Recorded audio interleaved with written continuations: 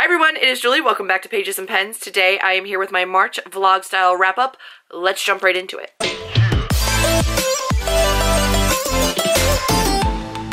For March, I do have a couple of readathons coming up, which means that this vlog will take place only in between those because I think I'm going to do like reading vlogs for the readathons. I'm going to be doing sequelathon and also rereadathon. We'll wait and see how that works out. Today is the 4th of March and I have finished a book. I wanted to talk to you about it. I have finished Waking Gods by Sylvain Neuvel. I found this on, this is in Hoopla. I think this is just like my library's app. So I was able to listen to that and I really enjoyed it. I think I 5-starred it. No. I 5-starred that one and then I started Only Human.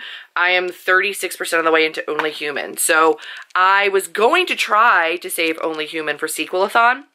And then I decided, no, I'm just going to continue right through while I'm reading those because I feel like I'll maybe forget a couple things before sequelathon and I just wanted to have continuation and continuity in the story. I super enjoy it. This is an adult sci-fi and it is about a girl who falls into a hole and onto this giant alien hand, and then they find all the other pieces for this robot and put it together and they have to figure out like why this thing was left and by whom and what's going on.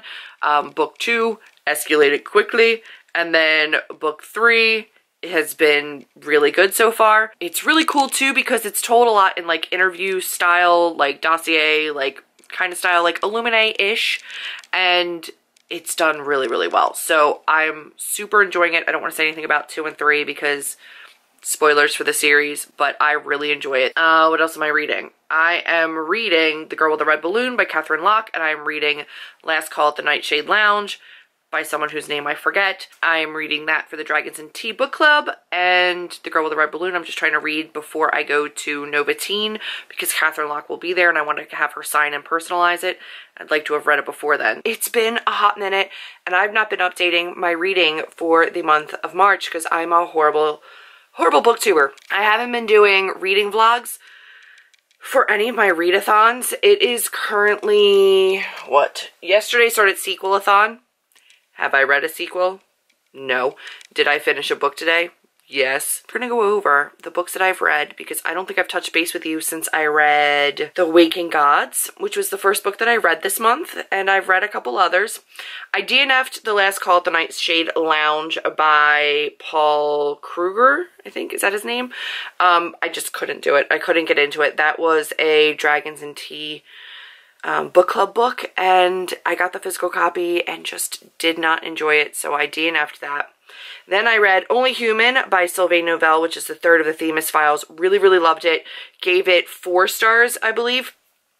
That series is phenomenal. I read the first one in physical copy, read the last 2 in audiobook. The audiobooks are phenomenal.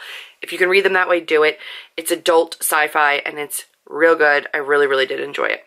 Then I read a couple of ARCs. I had to read ARCs this month. So I read Love from A to Z, and that one was by S.K. Ali. So amazing. Our main character Zainab does wear a hijab and she faces a lot of bullshit because of it. She has a super racist teacher that she's kind of taking on, and she gets suspended from school after something happens with her teacher, and she goes to visit her she goes to visit her aunt in Qatar, and she meets a boy on the way over, and then he is also over there visiting with his father, who is a teacher at the same school as her aunt, or like the headmaster of the school that her aunt works at.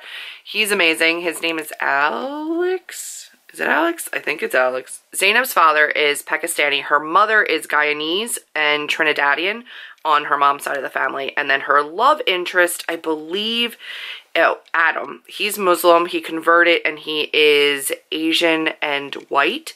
So we have like super diverse cast of characters, and the two of them form this relationship, start to have a budding romance, and it's all about and being really respectful of their shared religion and what that means in terms of courtship and in terms of dating, and also just facing this horrible Islamophobia.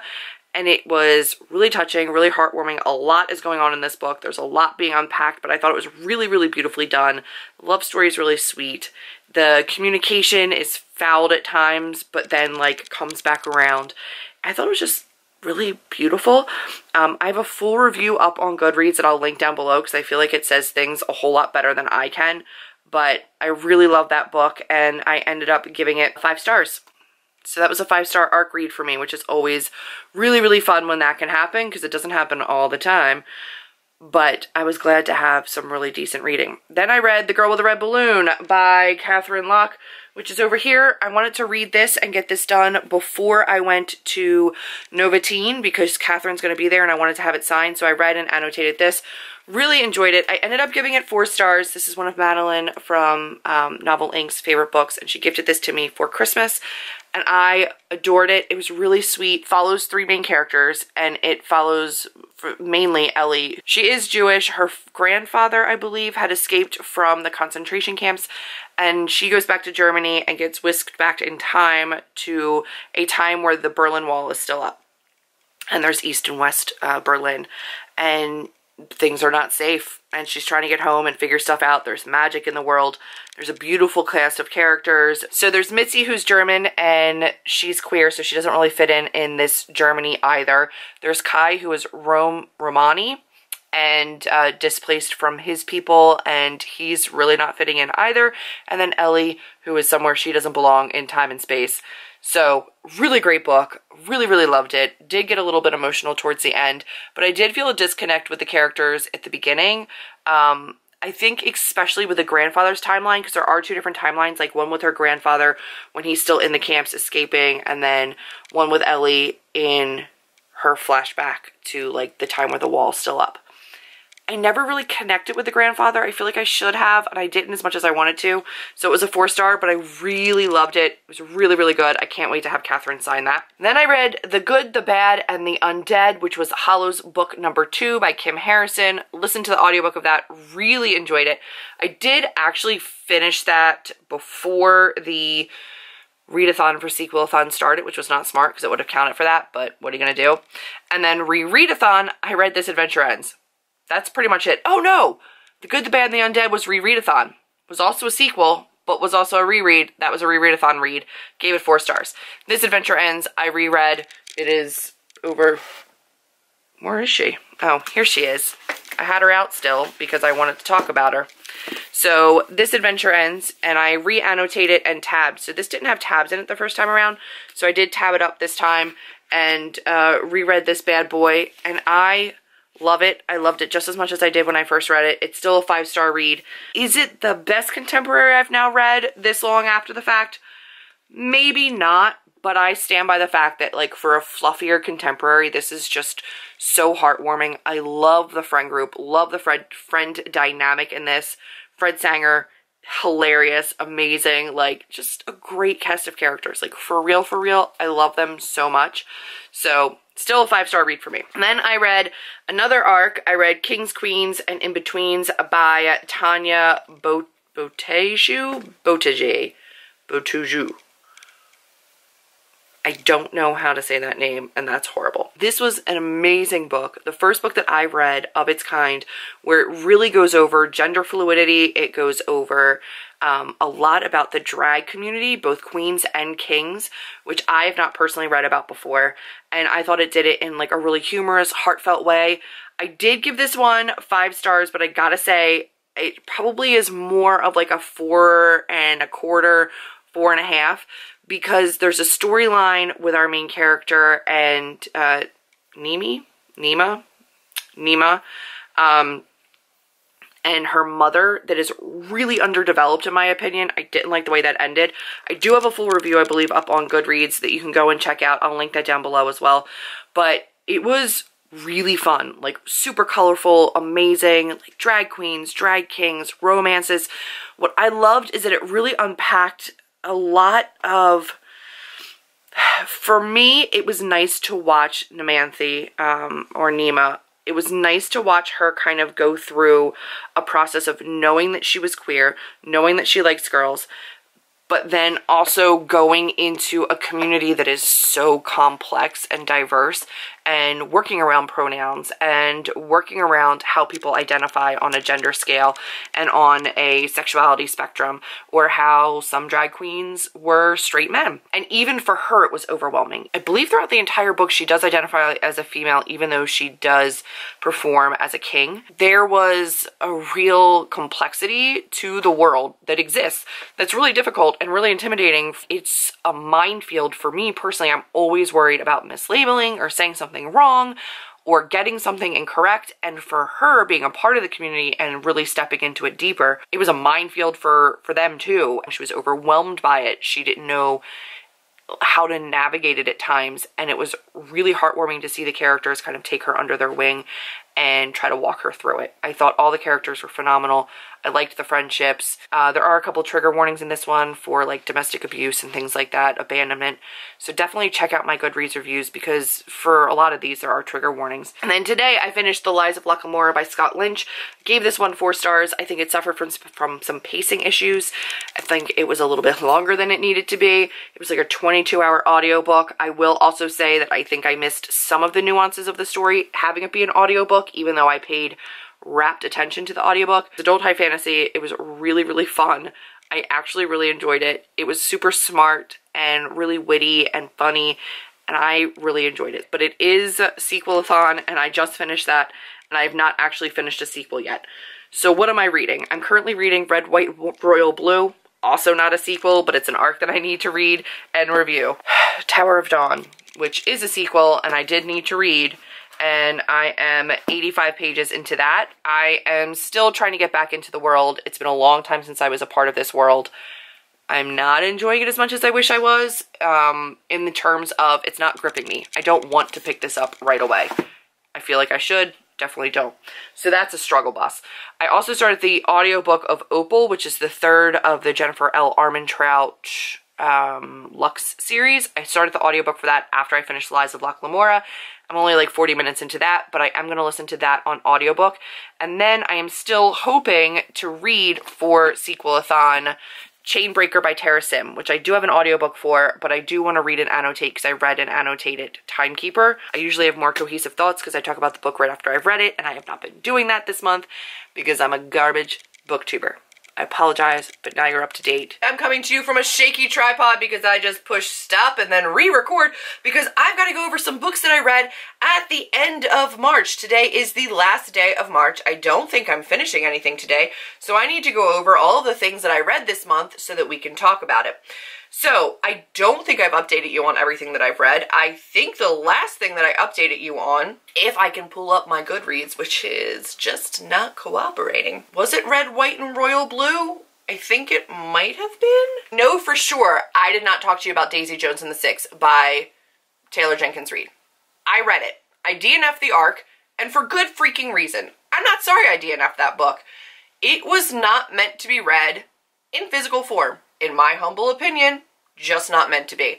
It's formatted horribly for a physical read, and in an e-arc format where like the formatting's still a little bit off, it was not meant to be read that way. As an audiobook, which was how I read it the second time around, it was really good. However, I gave it 3 stars because how do you rate something that was probably a 4-star when you have to DNF the physical version? It's meant to be physically read. It's not meant to necessarily be read in different formats like audiobook. And it doesn't work in physical book, in my personal opinion. It works phenomenally as an audiobook, but I know there's no way I would ever get through it physically. So did I enjoy the audiobook? Yes. Is it singularly focused?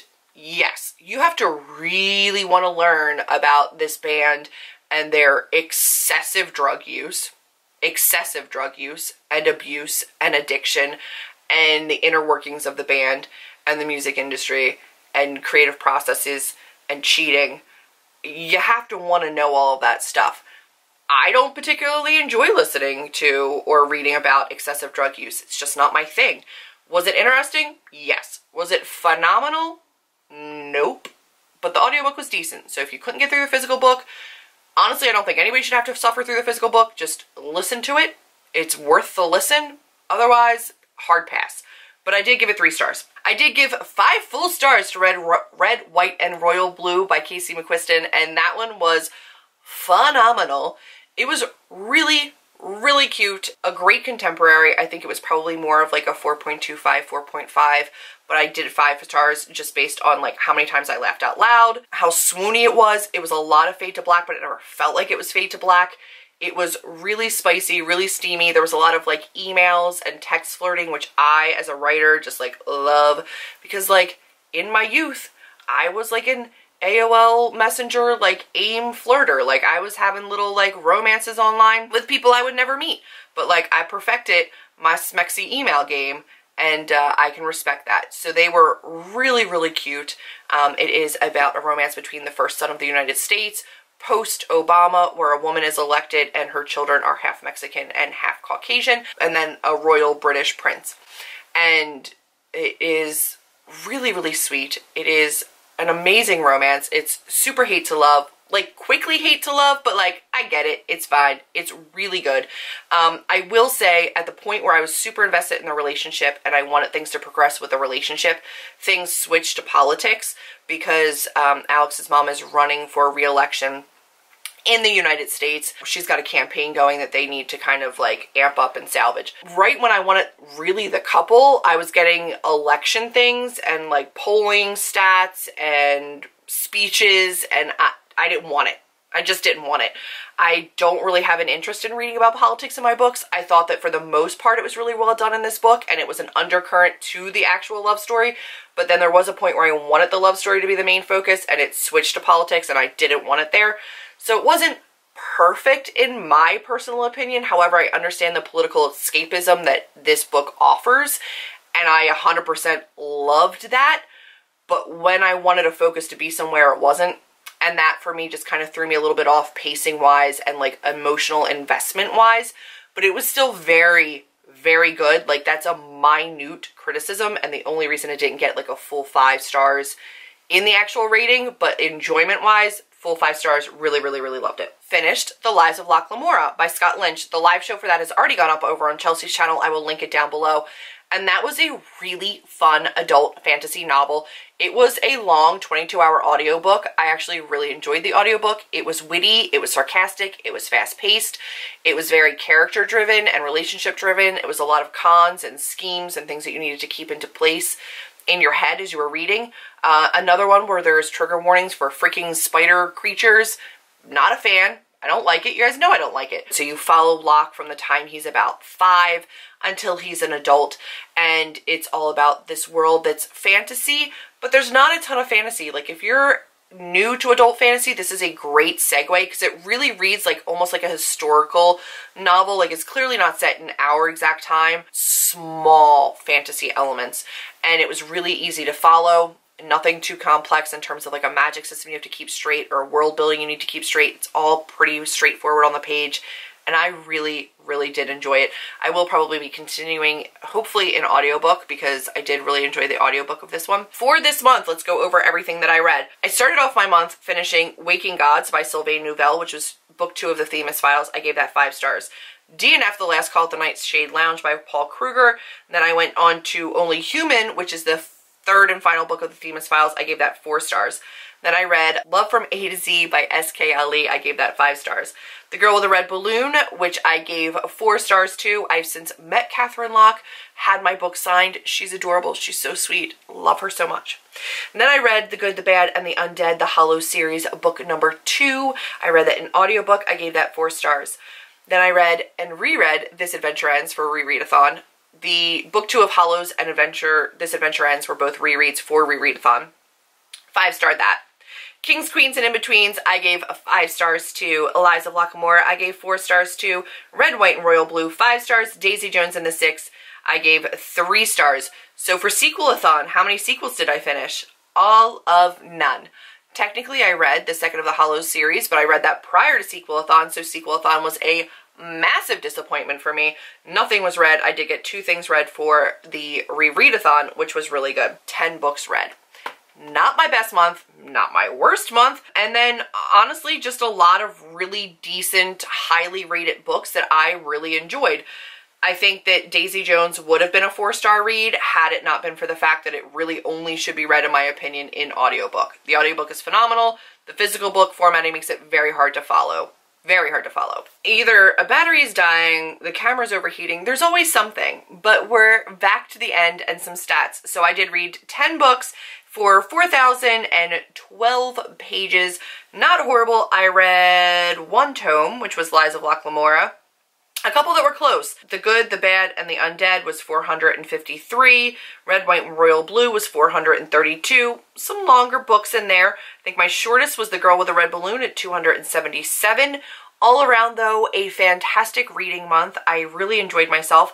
I am in the middle of The Queen of Air and Darkness right now. I'm at the page like 380 out of 800 and some. Hopefully I will finish that next month, because I was trying to get that in there for Sequelathon, and it didn't happen. I have the audiobook, and it's just, I didn't have enough time to listen to that bad boy. She long. I am hoping in April to just not read that much, or to read stuff I really love, or to let myself mood read. That's the goal. That's been it for my March reading. Let me know which one of these books you've either read and loved the most or are most excited for. And until the next time, that's everything. If you liked it, be sure to give me a big thumbs up, click subscribe, check out all my social media links listed down below, and I will see all of you in the next one. Bye, guys.